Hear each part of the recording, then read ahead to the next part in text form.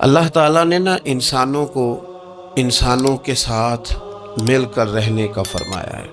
انسان معاشرتی طور پر ایک دوسرے کے ساتھ مل جل کے رہتا ہے، تو جب انسان انسانوں کے ساتھ مل کے رہتے ہیں تو پھر انسانوں کے ایک دوسرے کے ساتھ محسن اور احسان مند کے رشتے بھی ہوتے ہیں۔ جس طرح احسان جتلانا ایک بہت بری صفت ہے اور ایک بہت بڑی باطنی اور روحانی بیماری ہے، اسی طرح احسان فراموشی کرنا بھی بہت بڑا ظلم ہے۔ ہمارے ہاں آج کل جو چیزیں بڑی سستی ہیں، بڑی ارزاں ہیں، بڑی سوکھی مل جاتی ہیں، ان میں ایک چیز احسان فراموشی بھی ہے۔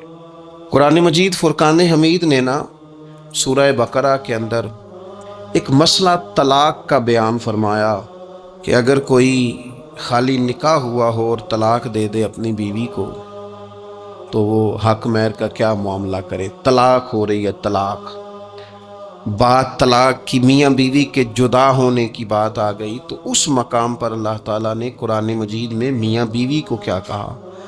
فرمایا وَلَا تَنْسَوُا الْفَضْلَ بَيْنَكُمْ، آپس میں ایک دوسرے کے احسان کو بھلا نہ دو۔ وقت طلاق بھی تمہارے جو ایک دوسرے پر احسانات ہیں ان کو بھلا نہ دینا۔ کیوں کہ ان اللہ بما تعملون بصیر، بے شک اللہ تمہارے کاموں کو دیکھ رہا ہے۔ انسان کا انسان کے ساتھ جو بھلائی کا رشتہ ہے، نیکی کا، اسے کبھی نہ بھلایا جائے۔ اور قرآن مجید نے کہا هل جزاء الاحسان الا الاحسان، کیا ہے بھلا نیکی کا بدلہ مگر نیکی۔ احسان کا بدلہ صرف احسان۔ ہم احسان مندی نہیں کرتے، مزاج نہیں پیدا کرتے۔ اچھا کبھی احسان مانتے بھی ہیں تو کسی نے جو ایک دو احسان کر دیے ہیں اس کا مانتے ہیں، اور ہمارے جو قریبی ہیں، جو اپنے ہیں، جن کے احسان گنے نہیں جا سکتے، شمار نہیں کیے جا سکتے، ہم پر سب سے زیادہ احسان ہمارے رب کریم کا ہے۔ اس نے ہمیں پیدا کیا ہے، اس نے ہمیں زندگی دی ہے، وہ ہمیں رزق دیتا ہے، اس نے ہمیں شعور دیا ہے، اور پھر اس کے بعد ہمارے اوپر سب سے بڑھ کر احسان ہمارے رسول پاک کا ہے صلی اللہ علیہ وسلم۔ حضور کا تو وجود ہی پورا اللہ کا احسان ہے۔ لقد من اللہ علی المؤمنین اذ بعث فیہم رسولا، رب کہتا ہے میں نے تم پر احسان کیا ہے کہ میں نے تمہیں اپنا رسول عطا فرمایا۔ حضور کا سارا وجود ہی ہمارے اوپر احسان۔ لیکن آپ دیکھ لیں اس احسان مندی کا جو خاص جذبہ ہونا چاہیے تھا اور ہمارے وجود میں اس کے جو اثرات ہونے چاہیے تھے، اور ہماری طبیعت جس طرح جھکی ہوئی ہونی چاہیے تھی اس احسان پر، وہ ہمارا مزاج نہیں بنتا الا ماشاءاللہ۔ اللہ تعالیٰ کے احسانات ہیں، نبی پاک کے احسانات ہیں، پھر علماء، مشائخ، قرآن مجید کے تراجم، تفاسیر، احادیث کی شروحات لکھنے والے، ہمیں سمجھانے والے، جو ہمیں اللہ رسول سے جوڑتے ہیں، جو ہمیں وہ رستہ دکھاتے ہیں، ان لوگوں کے احسانات، ہمارے اساتذہ کے احسانات ہیں۔ اور دنیاوی احسانوں میں سب سے بڑھ کر جو ہمارے اوپر احسان ہے وہ ہمارے والدین کا ہے۔ اور قرآن مجید میں اللہ کریم نے فرمایا میرا بھی شکر ادا کرو اور اپنے ماں باپ کا بھی شکر ادا کرو، ان کا بھی شکریہ ادا کرو۔ مزاجوں میں تشکر کا جذبہ نہیں۔ وہ میں ایک دوست ناراض ہو گئے اپنے گھر سے، تو والد نے انہیں کہا ٹھیک ہے آپ الگ ہو جائیں، جو ان کا حصہ تھا وہ ان کو دے دیا۔ 4 بھائیوں میں سے ایک کو انہوں نے روانہ کر دیا۔ اب ظاہر ہے کچھ پریشان ہوئے، گھر چھوڑنا تھا تو ایک اور جگہ منتقل ہوئے، تو ان کے ایک دوست نے ان کی مدد کی اور ان کو انہوں نے کچھ دن اپنے ساتھ رکھا، پھر آہستہ آہستہ مواقع بن گئے اور جگہ ان کو مل گئی۔ تو وہ میرے ساتھ گفتگو کر رہے تھے، تو ہم جو سادہ لوگ ہوتے ہیں، دیسی دیہاتی، وہ ہم ایک بات ہی پکڑ لیتے ہیں ساری زندگی، اور تصویر کا دوسرا رخ دیکھنے کو تیار نہیں ہوتے۔ کہنے لگے جی یہ میرا محسن ہے، اس نے اتنے دن مجھے گھر رکھا، کوئی 20-25 دن اس نے مجھے اپنے گھر رکھا، پھر اس نے میرے ساتھ تعاون کیا، پھر کاروبار چلانے میں میری مدد کی، پھر مجھے مکان لے کے دیا۔ 1-2 سال تک اس طرح اس نے مجھے سپورٹ کیا کہ میں ٹانگوں پہ کھڑا ہو گیا۔ اماں ابا نے تو مجھے نکال دیا تھا، اور ان کی وہ شکوے بھی بیان کرنے لگا، شکایتیں بھی کرنے لگا۔ تو میں نے اسے کہا کمال ہے نا، جس نے 20 دن گھر میں رکھا وہ محسن ہے، اور جس ماں نے 9 مہینے پیٹ میں رکھا اس کے بارے میں تیرا رویہ ہی بدل گیا ہے۔ آپ غور کریں گے اور سمجھیں گے اس بات کو کہ 9 ماہ ماں نے پیٹ میں رکھا، کیا دکھ سہے، کیا تکلیف ہے. اور میں نے کہا اس نے 2 سال سپورٹ کی ہے اور یہ تو تیرا محسن ہے. اور جس باپ نے اتنی سپورٹ کی کہ تیرے 3 بچے بھی ہو گئے تو وہ بس 1-2 منٹ میں تو وہ چپ کر گیا. میں نے کہا تمہیں یہ سپورٹ نظر نہیں آئی؟ ہم جو پیر صاحب تک پہنچے، ہم جو استاد صاحب تک پہنچے، ہم جو دوستوں تک پہنچے، ہم جو رشتہ داروں تک پہنچے، ہم جو اولاد تک پہنچے، ہم جو سسرال تک پہنچے، ہم جہاں بھی پہنچے، اس پہنچنے میں پہلا کردار ہمارے ماں باپ کا ہے. یہ پہلی درسگاہ ہے. میرے والد صاحب اپنا نام نہیں لکھنا جانتے تھے، میری اماں اپنا نام نہیں لکھ سکتی تھی، لیکن میں اپنے دوستوں سے کہتا ہوں کبھی مجھے موقع ملے تو 2 جلدوں میں کتاب لکھوں گا اپنے ماں باپ. میری والدہ کے بارے میں کوئی مجھ سے پوچھے کہ آپ کی اماں کیا ہے تو میں کہوں گا میری اماں میرے لیے یونیورسٹی ہے، میری اماں میرے لیے اتھارٹی ہے. اس لیے کہ اس گود کے اندر بیٹھ کے جو سیکھا ہے وہ کہیں اور سیکھنے کو نہیں ملا. میرے والد صاحب میرے لیے اسکول آف تھاٹ ہیں، میری سوچوں پر پہلا اثر ان کا ہے. ہم نا مطلب وہ نئے نئے رنگ، نئے نئے انداز، نئی نئی چیزیں دیکھ کر پیچھے ہم ہر چیز بھولتے جاتے ہیں اور نوے نہ یار بنائیے. میں نہیں جی اگوں آنکھنا، اس لیے کہ میرا میاں صاحب سے یہ شکوہ ہے کہ تسی کمینہ ہی آنکھ چھڑے ہے. یہ تو ثقیل لفظ ہے، صوفیاء ثقیل جملے استعمال نہیں کرتے، تو ثقیل ہے لفظ. یعنی آج کل بھی کسی کو کمینہ کہنا بڑا مشکل کام ہے نا. بندہ نالائق کہہ دے، بیوقوف کہہ دے، تھوڑا سا نا لفظ قابو میں ہے، لیکن کمینہ کہنا. لیکن میاں صاحب کہتے ہیں نوے نہ یار بنائیے ایویں وانگ. او بھائی تھوڑا سا نا اپنے ماں باپ کے لیے بازو بچھے ہوئے ہو، محبت ہوئی ہو. او یار میرے رسول پاک کریم محبوب علیہ السلام، معصوم آمنہ صلی اللہ تعالی علیہ وسلم، نبی پاک علیہ السلام نے نا فرمایا جس نے لوگوں کا شکریہ ادا نہیں نہ کیا اس نے اللہ کا بھی کوئی نہیں کیا. اگر تو کسی کا احسان مند ہی نہیں، اگر تو کسی کا مشکور ہی نہیں تو اللہ کا کیا شکر ادا کرے. حضور نے فرمایا جب کوئی تمہارے ساتھ نیکی کرے تو بہترین بدلہ دینے کی کوشش کرو. وہ بابا بلے شاہ صاحب نے نا کتے کی وفاداری کا بیان فرمایا ہے اور بڑی سمجھنے والی بات ہے. بابا صاحب کہتے ہیں کہ کتا جو ہے نا اس کے ہم مالک ہیں تو ہمارا بھی تو کوئی مالک ہے نا.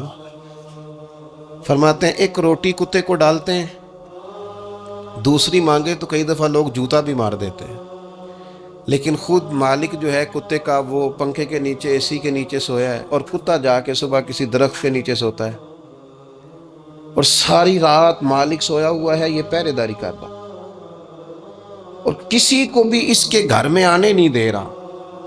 کہتے ہیں تو کتے کا مالک ہے تو تیرا بھی تو کوئی مالک ہے نا.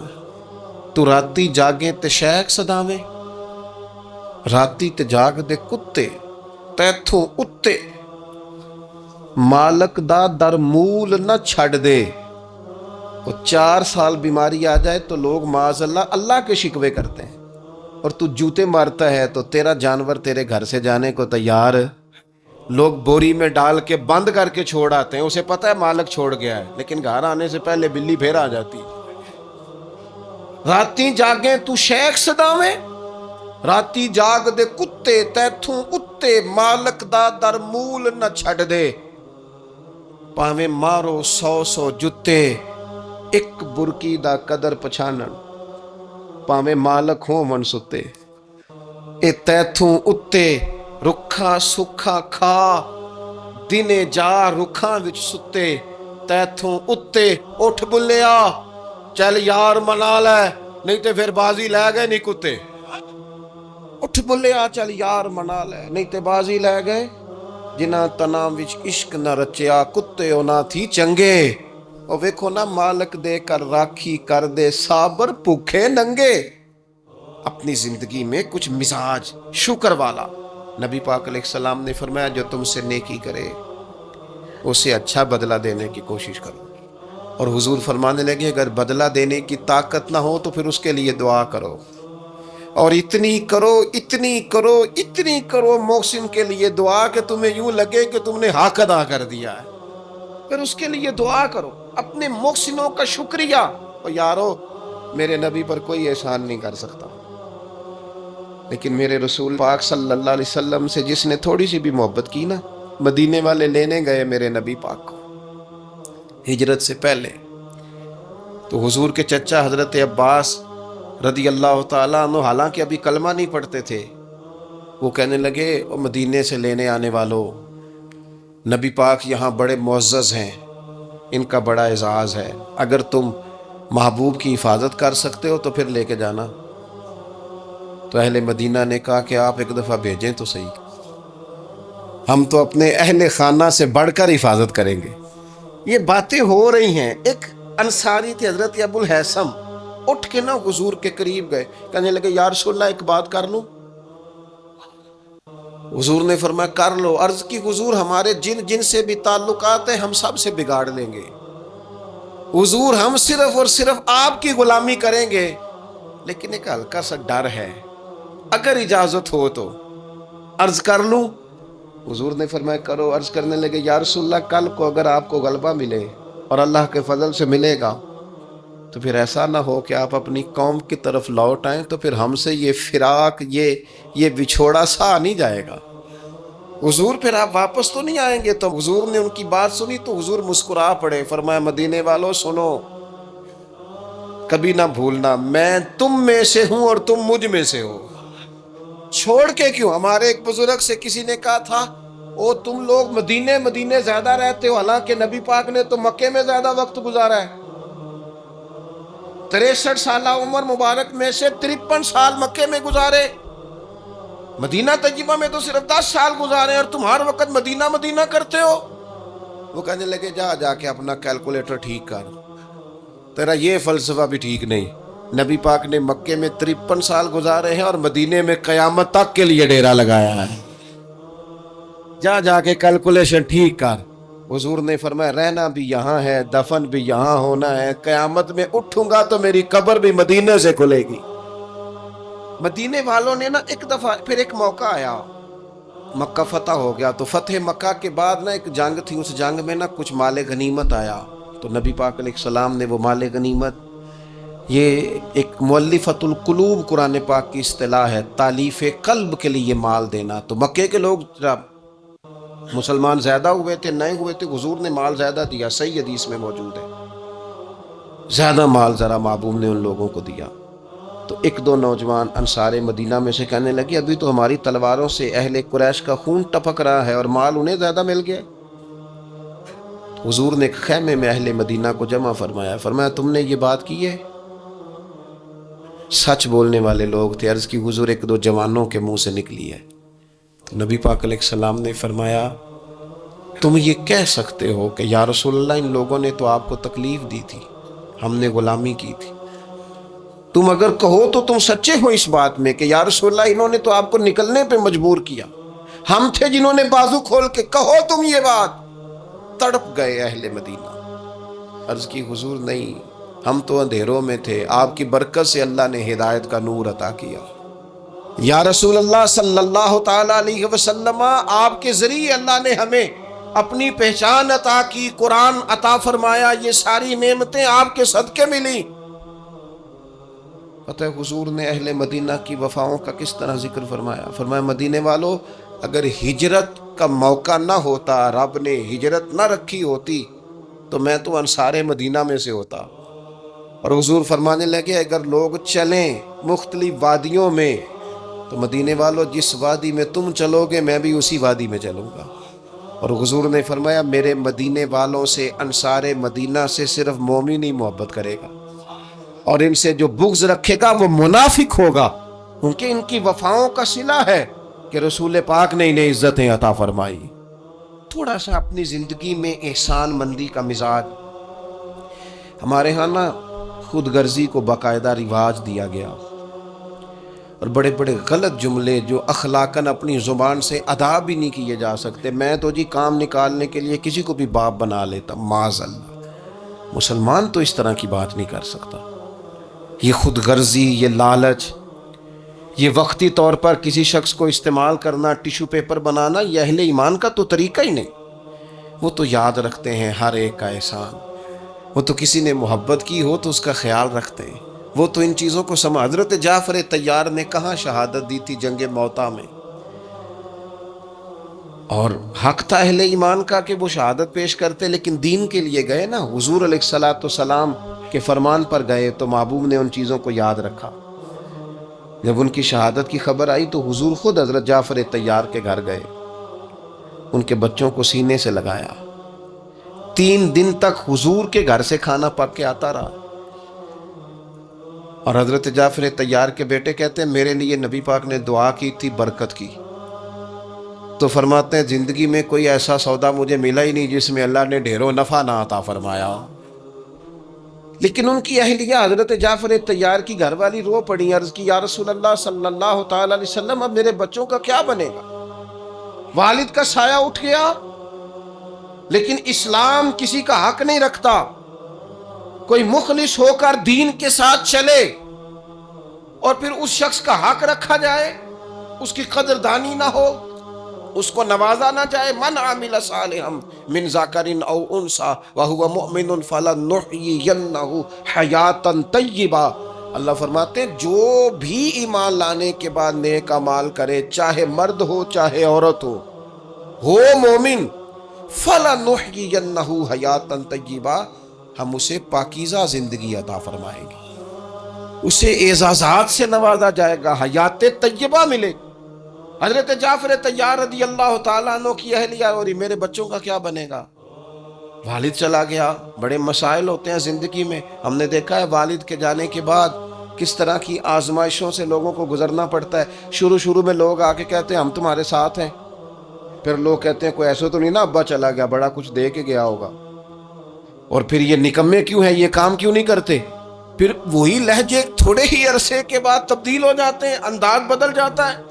لیکن جناب جعفر طیار کی اہلیہ جب رو رہی تھیں، آنسو بہا رہی تھیں، تو میرے محبوب نے بھی ایک وعدہ کیا۔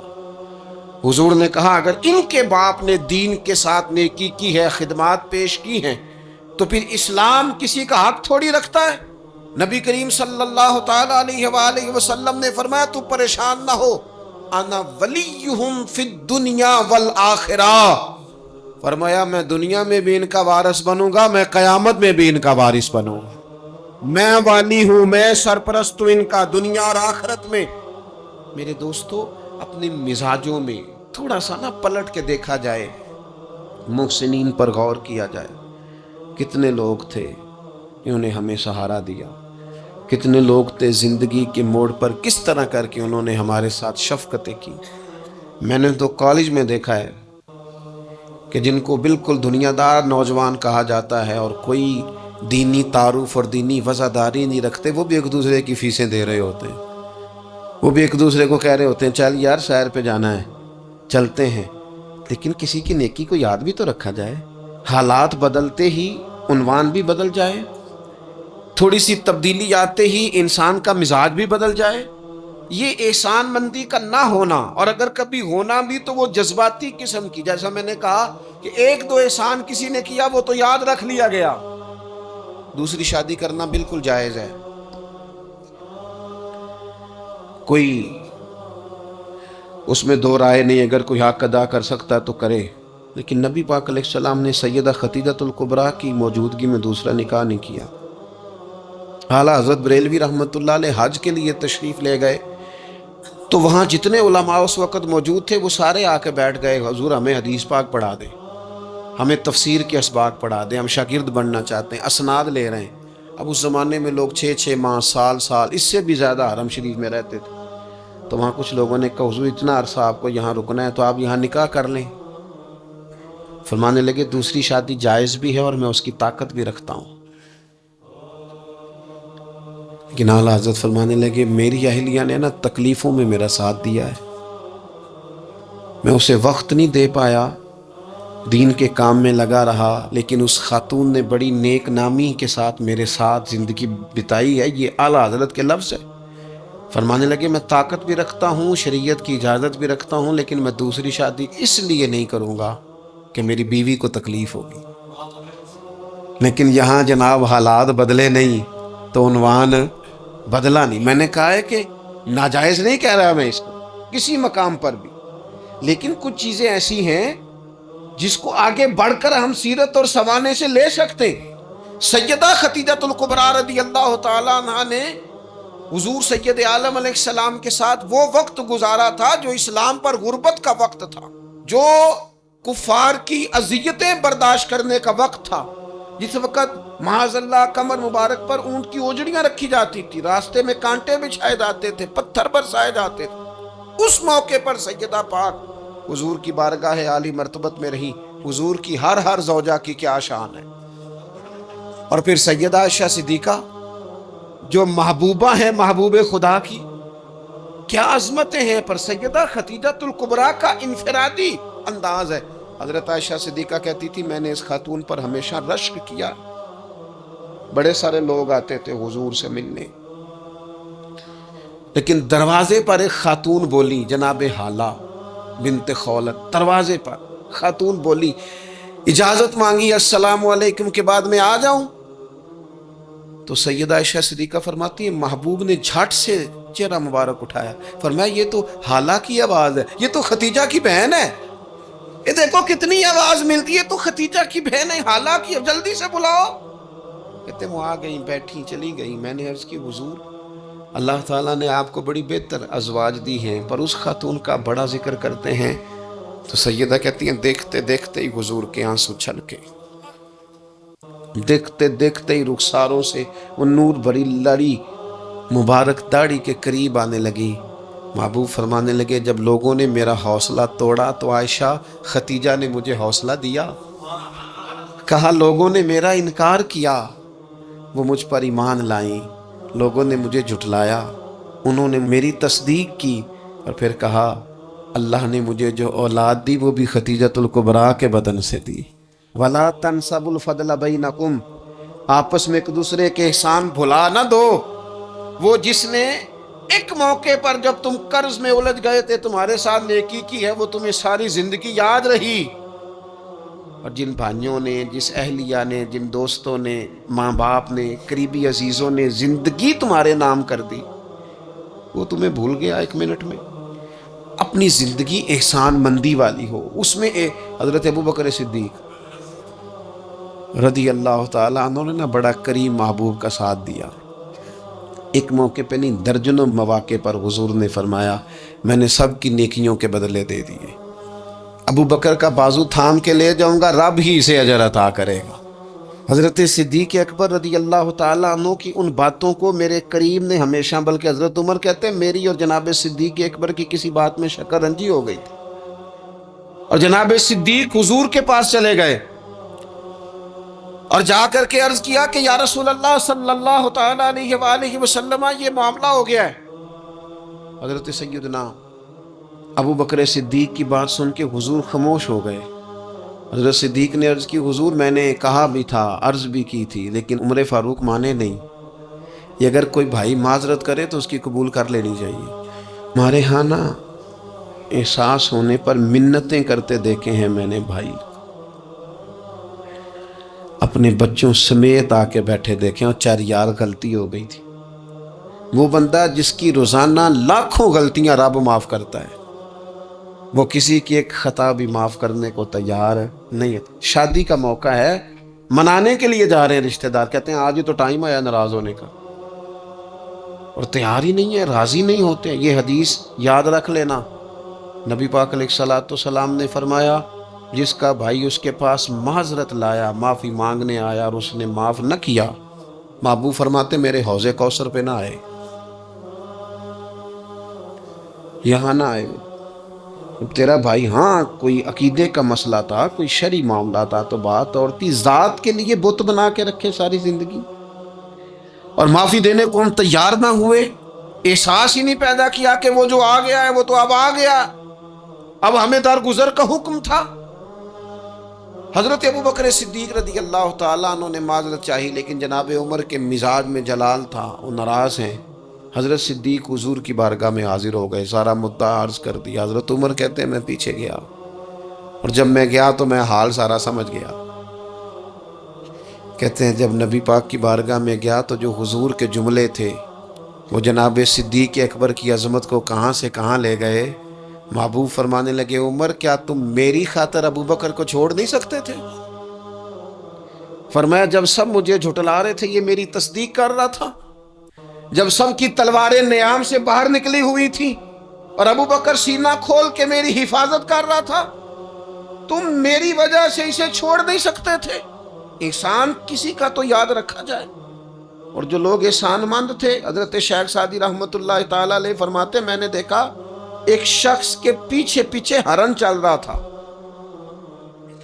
وہ ذرا میرے قریب آیا تو میں نے اسے آ کے کہا کہ یہ ہرن تو بندہ دیکھ کے بھاگ جاتا ہے، تیرے پیچھے کیسے چل رہا ہے؟ تو سعدی فرماتے ہیں وہ شخص کہنے لگا اس کا بچہ مر رہا تھا، میں نے بچایا ہے، میں نے اس کے بچے کو پانی پلایا ہے، گھاس کھلائی ہے، تو جب سے یہ دم ہلاتا ہلاتا میرے پیچھے ہے۔ حضرت سعدی فرماتے ہیں اس کے گلے میں رسی کوئی نہیں تھی، پر اگر اس کے گلے میں کوئی رسی تھی تو احسان کی رسی تھی، جس سے وہ بندھا ہوا پیچھے پیچھے چلا آ رہا تھا۔ کوئی تو ایسی رسی، یہاں تو بھائی اتنا عجیب معاملہ ہو گیا ہے۔ ہمارے ایک بہت بڑے بزرگ عالم ہیں، تو ایک دن فرما رہے تھے یار حد ہو گئی ہے، جن کو پڑھایا تھا لکھایا تھا وہ مقابلے میں آ کے بیٹھ گئے، ہم نے شاگرد بنائے تھے کہ دشمن تیار کیے تھے۔ وہ عربی کا ایک محاورہ ہے نا، جس سے نیکی کرو پھر اس کے شر سے بھی بچو، بعض تو اسے حضرت علی کا قول بھی کہتے ہیں۔ اپنی زندگی میں یہ مزاج کبھی نہ بنائیں، کبھی نہ بنائیں، کبھی کوئی ایسی طبیعت کے اندر بات نہ لائیں۔ لوگ مختلف لوگوں کے بارے میں نام لے کے ٹھٹھا کرتے ہیں معاذ اللہ، اور بڑی بڑی باتیں سناتے ہیں۔ ایک خان صاحب سے میری ملاقات ہوئی کچھ عرصہ پہلے، تو ایک انتہائی غریب آدمی کے گھر میں میں نے انہیں ڈیوٹی کرتے دیکھا، تو میں نے کہا آپ یہاں ڈیوٹی کرتے ہیں؟ کہنے لگے یہ ہمارے صاحب بڑے امیر ہوتے تھے، غریب ہو گئے، سب چھوڑ گئے، حالات کا تغیر بدلا۔ تو میں نے کہا آپ کیوں نہیں چھوڑ کے گئے؟ کہنے لگے کیا کروں، مجبوری ہے، نمک خار ہوں، ان کے گھر کا نمک کھایا ہے، اب حالات کے تغیر اصلہ نال جے نیکی کریے، وہ نسلاں تاک نہیں بھول دے۔ تو وہ میرے دوست کہنے لگے میں نے اسے 20 دفعہ کہا ہے کہ تو چلا جا، سب چلے گئے اور میرے پاس گنجائش بھی نہیں، لیکن یہ کہتا ہے یہیں روٹی کھائی ہے، جب راج کے ملتی تھی تب بھی کھاتے تھے، اب ایک ملتی آدھی آدھی کھائیں گے، رہنا یہیں پہ ہے۔ احسان مندی کا مزاج، اور بالخصوص اپنے قریبیوں کے بارے میں، اپنے اہل خاندان میں سے قریبیوں کے بارے میں احسان مندی کا مزاج بنائیں۔ اپنی طبیعت سے ناشکری، اپنی طبیعت سے رشتوں کو توڑنا، اپنے مزاج سے اپنے قریبیوں کے احسانات کو بھول جانا، اس سے باہر آئیں۔ اپنے اساتذہ کے لیے جذبات پیدا کریں۔ اعلیٰ حضرت رحمت اللہ علیہ فرماتے ہیں استاد بدرجے باپ کے ہے، اور اس استاد سے کون مراد ہے؟ شیخ مرشد بھی اسی میں داخل ہے، جس سے ہم تربیت لیتے ہیں، جس کی وجہ سے اللہ ہمیں کوئی خیر نصیب کرتا ہے، جس کی بات سے کچھ سیکھتے ہیں، وہ بھی اس میں داخل ہے۔ فرماتے ہیں ان کا حق ہے، اور جو حق والے تھے انہوں نے حق اس طرح سمجھا کہ حضرت مولا علی شیر خدا فرماتے ہیں میرا استاد اگر چاہے تو مدینے کے چوک میں کھڑا کر کے مجھے بیچ دے، میں بک جاؤں گا، لیکن اس کے حق سے میں اب پیچھے نہیں ہٹوں گا۔ 17 رمضان المبارک کو جنگ بدر ہوئی، نبی پاک علیہ السلام نے فرمایا رب کریم نے بدریوں سے وعدہ کر لیا ہے، جو بدر میں شریک ہوئے اللہ نے وعدہ کر لیا ہے رب سب کو جنت عطا فرمائے گا۔ اہل بدر میں سے کوئی شخص آتا نا تو صحابہ اٹھ کے اس کا استقبال کرتے۔ بدر کے لوگوں نے جب کہا نا شہدائے بدر اور شہدائے احد کو فلاں فوت ہو گیا، فلاں مر گیا، تو اللہ نے کہا وَلَا تَقُولُوا لِمَن يُقْتَلُ فِي سَبِيلِ اللَّهِ أَمْوَاتٌ، خبردار تم نے مردہ کہنا بھی نہیں، جائے میرے رستے میں اور پھر اسے مردہ کہا جائے، بل احیاء، بلکہ وہ زندہ ہیں، وہ زندہ ہیں۔ تم شعور نہیں رکھتے ان کی زندگی کا تو تم نے مردہ کہہ دیا، وہ تو زندہ ہے۔ میرے دوست جتنے بھی لوگ اسلام میں، حضرت عمر فاروق کہتے ہیں میں حضرت صدیق اکبر کے پاس بیٹھا تھا تو ایک خاتون آ گئی دربار خلافت میں کسی کام سے، تو حضرت سیدنا ابو بکر صدیق نے اپنے کندھوں سے چادر اتاری، اس چادر کو زمین پہ بچھایا، اس بیٹی کو، اس خاتون کو اپنی چادر پہ بٹھایا۔ حضرت سیدنا عمر کہتے ہیں میں نے کہا اللہ نے آپ کو اتنی شانوں سے نوازا ہے، انبیاء کے بعد آپ سب سے افضل ہیں، اور آپ اپنی چادر کس کے لیے بچھا رہے؟ کون ہے آخر یہ خاتون؟ تو حضرت ابو بکر صدیق فرمانے لگے حضرت سعد بن ربیع رضی اللہ تعالیٰ عنہ نے میدان احد میں حضور کے قدموں میں جان قربان کی تھی۔ میں نے کہا ہاں، کہنے لگے یہ اسی سعد بن ربیع کی بیٹی ہے۔ یہ آج آئی ہے۔ اور ہمارے ملک میں کیا ہوا؟ کبھی پلٹ کے دیکھنا شہداء کے خاندان کس کیفیت میں، کبھی پلٹ کے دیکھنا سرحدوں پہ جان دینے والوں کے بچوں کی کیفیت کیا ہے۔ کبھی کسی تقریب میں بلا لیا جاتا ہے، 2 جملے کہہ دیے جاتے ہیں، کوئی ایک آدھ میڈل بھی دے دیا جاتا ہے، لیکن کبھی پلٹ کے دیکھنا ان کی کیفیات کیا ہیں، ان کا خیال رکھا، ان چیزوں کو غور کیا گیا۔ کسی نے اگر کسی مقام پہ کوئی نیکی کی تو اس نیکی کا اعزاز رکھا گیا۔ میں نے تو اپنی زندگی میں دیکھا ہے، بڑا چھوٹا آدمی ہوں لیکن میں نے دیکھا ہے دین کا کام آپ تھوڑا کرتے ہیں، رب آپ کو اجر اتنا عطا کرتا ہے، اتنا عطا کرتا ہے کہ انسان شرمندگی میں پانی پانی ہوتا جاتا ہے کہ یہ تو بالکل میری اوقات ہی نہیں تھی، یہ تو کیفیات ہی نہیں تھی، یہ اس مسجد کے نقشے کی جب بات چل رہی تھی تو نقشہ منظور کرنے والوں میں سے ایک صاحب نے مجھے کہا اتنی بڑی مسجد بنا رہے ہیں تو وہاں تو آبادی کوئی نہیں، تو اتنی بڑی مسجد بنا رہے ہیں تو لوگ کہاں سے آئیں گے؟ تو میں نے کہا ہمیں تو پہلے بھی نہیں پتا کہاں سے آتے ہیں۔ وہ کہنے لگے نہیں پھر بھی کوئی اندازہ تو ہو۔ میں نے کہا کہ چلے مسلمان پر ویسے ہی اعتبار کرنا چاہیے، تو میں تو ویسے ہی پگڑی داڑھی والا ہوں، سچ بتاتا ہوں مجھے نہیں پتا کہاں سے آئیں گے، پر امید ہے کہ آ جائیں گے۔ اب جو آ رہے ہیں وہ مجھے صرف ایک ہی بات کہہ رہے ہیں، تہاڈی جگہ تھوڑی ہے، اے جگہ ذرا بدا لو۔ میں نے کہا ذرا ٹھہر جاؤ، جو چیزیں ہو رہی ہیں ان کو ذرا مینج کر لیں۔ دیکھو اللہ تبارک و تعالی، اللہ کا رسول، دین کسی کا قرض نہیں رکھتا۔ ہمارے مخلص ہونے میں دیر ہوتی ہے، ہم اور جلدی شکوہ کرتے ہیں اپنی زبان پہ، اللہ تعالی ہمیں معاف فرمائے۔ بعض اوقات نہ چاہتے ہوئے کچھ ایسی باتیں آ جاتی ہیں جن میں بعد میں شرمندہ ہوتے ہیں، یار یہ جملہ کیوں کہا، دین تو بڑا اعزاز دینے والا۔ اپنے محسنوں کا شکریہ ادا کریں۔ آپ یقین کریں میں نے زندگی میں ایسے اساتذہ دیکھے جن کا مقصود تنخواہ لینا نہیں تھا، پڑھانا تھا، اور انہوں نے جیب سے خرچ دے کے بچوں کو پڑھایا، دل لگایا، جد و جہد کی۔ ایسے مشائخ دیکھے جنہوں نے وارفتگی کے ساتھ لوگوں کو دین کی طرف قائل کیا۔ اب نہ زمانے میں تکلف پیدا ہو رہا ہے، اب طبیعتیں احسان مند نہیں رہی۔ بچے اپنے ماں باپ سے جب یہ کہیں کہ آپ نے ہمارے لیے کیا کیا ہے، اور جب شاگرد اٹھ کے اپنے استاد سے کہیں کہ اگر پڑھایا ہے تو فیس نہیں لی، مفت پڑھایا ہے۔ اگر کوئی بیوی اٹھ کے اپنے خامد سے کہہ دے، نبی پاک علیہ السلام نے فرمایا، بخاری میں موجود ہے، کہ ساری زندگی تم عورت کے ساتھ نیکی کرتے ہو لیکن تمہارا ایک عیب دیکھتی ہے تو وہ کہتی ہے میں نے تو کبھی تم میں کوئی بھلائی دیکھی نہیں، یہاں تو سکھ پایا ہی نہیں۔ فرمایا اس بنیاد پر کثرت سے عورتیں دوزخ میں جائیں گی۔ اور اگر وہ خاتون جس نے سارے دکھ سکھ دھوپ چھاؤں خامد کے ساتھ گزاری، اگر خامد اسی کو اٹھ کے تانا زنی کرے اور اس کے 2-1 کاموں کو بنیاد بنا کر کے یہ چیز نہیں ملی، یہ کپڑا وقت پہ استری ہوا نہیں ملا، اس کی زندگی کی ساری نیکیوں کو توڑ کے رکھ دے، یہاں تک کہ اس کے ماں باپ کے بارے میں بھی کمزور جملے کہے، تو اللہ کا قرآن کہتا ہے وَلَا تَنْسَبُوا الْفَضْلَ بَيْنَكُمْ، آپس میں ایک دوسرے کا احسان بھول نہ جایا کرو۔ تھوڑا سا احسان مند رہیں، تھوڑا سا چیزوں کو سمجھیں، تھوڑا غور کریں۔ اگر یہ مزاج میں بات پیدا ہو جائے تو زمانے میں قرار آئے گا، ہم ایک دوسرے کی قدر کا احساس ہوگا، مل کے رہنا ہم پسند کریں گے، ہمارے اندر وہ چیزیں آئیں گی۔ یہ ادارے بنتے ہیں، یہ چلتے ہیں، لوگ آتے ہیں، میرا ہی نام ہے، مجھے ہی لوگ جانتے ہیں، میرا ہی تعارف ہوتا ہے، لیکن میں تو ابھی آیا ہوں، تو جس نے یہاں میرے آنے سے پہلے صفیں بچھائی ہیں وہ بھی تو بڑا قیمتی آدمی ہے نا، جس نے جھاڑو دیا اس کی بھی تو بڑی بات ہے نا۔ جو میں چلا جاؤں گا اپنے معاملات میں، جہاں مجھے مزید سفر کرنے نکل جاؤں گا تو یہاں ڈیوٹی کریں گے، یہاں سے چیزیں اٹھائیں گے، ان کی بھی تو بڑی بات ہے نا۔ لیکن ہم احسان ماننے کو تیار، یعنی سو رہے ہیں سیٹھ صاحب گاڑی میں، پیر صاحب، علامہ صاحب سو رہے ہیں، ڈرائیور گاڑی چلا رہا ہے، وہ سویا ہوا ہے، پتہ نہیں کتنی دیر ہو گئی، ایک ذرا جگہ کسی جگہ بریک لگ گئی ہے تو آنکھ کھلتے کہتا ہے دھیان نہ چلا۔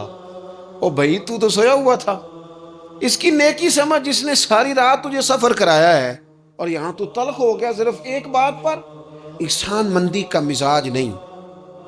مطعم بن عدی ایک سردار تھا قریش کا، یہ بات نا، یہ ایک میں پڑھتے میں بدر کو پڑھ رہا تھا، دراصل یہ ایک بات میں نے پڑھی تو یہ سارا عنوان ہی میں نے بدل دیا، میں نے کہا بات ہی اس پہ کر دیں۔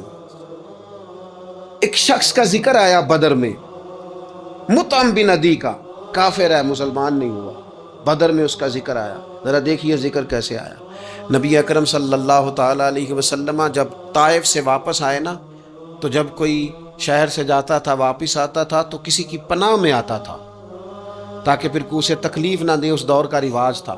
تو نبی پاک علیہ السلام جب واپس آئے تو کئی لوگوں سے بات کی گئی لیکن کوئی بھی آگے نہ بڑھا حضور کی حفاظت کے لیے۔ تو مطعم بن عدی اپنے 6 یا 7 بیٹوں کو لے کر اسلحے سمیت پوری شان و شوکت کے ساتھ نبی پاک کو لے کے آیا، اور پھر حضور نے بیت اللہ شریف میں نماز پڑھی۔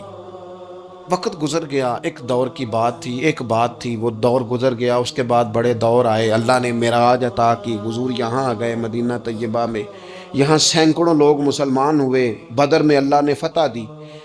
جب بدر کے قیدیوں کی بات چل رہی تھی نا، یہ جو لوگ قیدی ہو کے آئے ہیں انہیں کس طرح چھوڑنا ہے، تو بڑے بڑے سردار مکے کے تیار تھے سفارش کے لیے آنے کے لیے کہ ان قیدیوں کو چھوڑ دیا جائے۔ یہاں بھی مشورہ ہو رہا تھا کیا کرنا ہے، قتل کر دیا جائے ان کفار کو، یہ بھی مشورہ تھا، فدیہ لے کے چھوڑ دیا جائے، یہ بھی مشورہ تھا، بہت ساری چیزیں ابھی طے ہونی تھیں۔ تو ان ساری باتوں کے بیچ اچانک کیفیت بدلی۔ صحابہ کہتے ہیں باتیں ہوتے ہوتے ایک نیا رخ بات نے اختیار کیا۔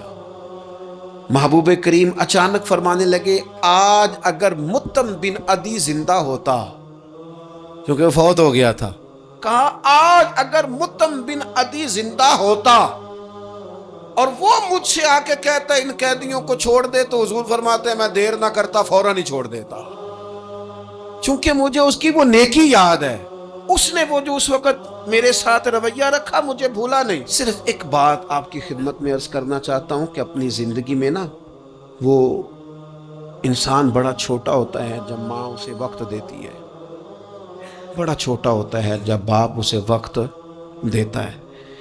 بڑے اساتذہ کے پاس بڑی کتابیں جب بندہ پڑھتا ہے وہ بھی بڑا وقت ہوتا ہے، لیکن جب اسے یہ اچھی طرح پہچان کرانی ہوتی ہے نا کہ یہ الف ہے، یہ با ہے، اور نہیں یہ تا ہے، آنکھیں کھول کے دیکھ، 2 نقطوں والا تا ہوتا ہے، یہ سا ہے، وہ بھی بڑے مشقت والے لوگ ہوتے ہیں، وہ بھی بڑی محنت کرتے ہیں، لیکن کیا کریں بھول جاتے ہیں لوگ، نہیں یاد رہتا۔ وہ جس کی بات سن کے اللہ نے دین کی توفیق دی، اس کی بات سن کے اس طرف مائل ہوئے، پھر ریسرچ کی اور پھر اسی کو ان پڑھ کہنا شروع کر دیا، پھر کہا کہ اوہ توجہ تو اس نے دلائی تھی پر یہ بندہ ہی ٹھیک نہیں۔ یہ ہمارے ہاں عجیب ناشکری کا اور احسان فراموشی کا مزاج آیا ہے۔ ہمیں ہمارا دین کہتا ہے آپس میں ایک دوسرے کے احسانوں کو بھلانا نہ، اور نیکی کا بدلہ ہمیشہ نیکی رکھنا۔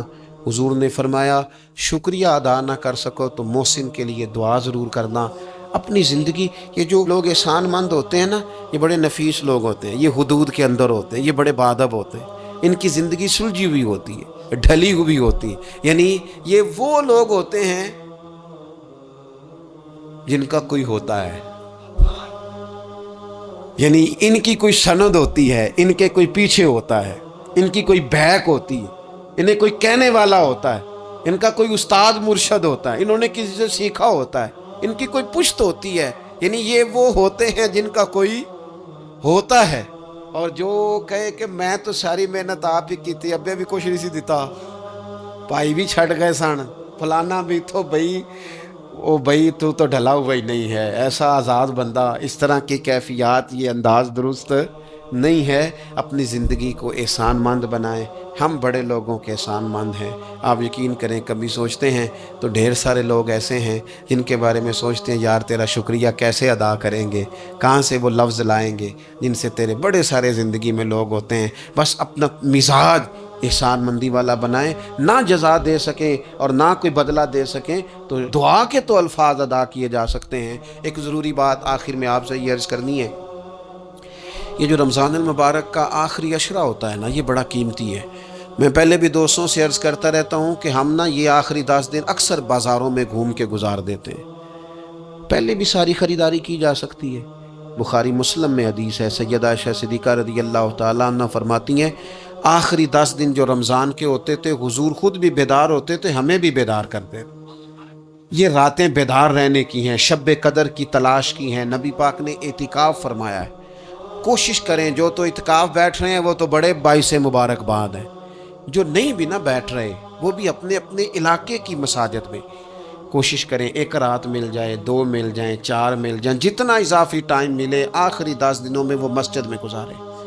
زیادہ سے زیادہ وقت قرآن پاک پڑھیں، استغفار پڑھیں، درود پاک پڑھیں، یہ 3 ہی وظیفے ان کے ساتھ۔ اور رات کا وقت کوشش کریں قیام میں گزرے، نوافل میں گزرے، جہاں جہاں بھی آپ، اس کو ہم نے ضائع نہیں کرنا۔ یاد آتی ہے تو آنسو بھی نکلتے ہیں، دعا بھی نکلتی ہے۔ تھے کچھ لوگ پچھلے سال جو اس سال موجود نہیں ہیں، وقت تیزی سے گزر رہا ہے، تو یہ سعادتیں بڑی قیمتی ہیں، ان کو ضرور حاصل فرمائیں۔